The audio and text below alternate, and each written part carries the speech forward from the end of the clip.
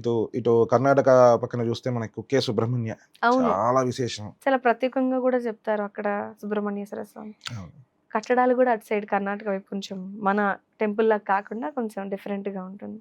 అర్థమే చూసుకుంటే సుబ్రహ్మణ్య అంటే హ్మ్.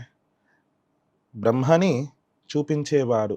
బ్రహ్మాన్ అంటే బ్రహ్మం అంటే ఏంటి? పరబ్రహ్మాన్ని చూపించ గలిగినటువంటి వాడు సుబ్రహ్మణ్యుడు. హ్మ్.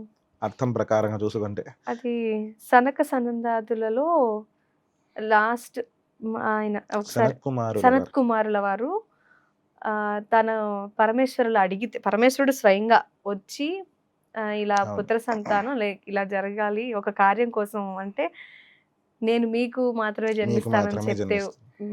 ఆవిర్భవించిన అవతారమే సుబ్రహ్మణ్యేశ్వర అవును. స్వామి అవతారంగా చెప్తారు. అవును. సో, ప్రతీకం ఈ అవతార విశిష్టత అది జనరల్‌గా. అవును.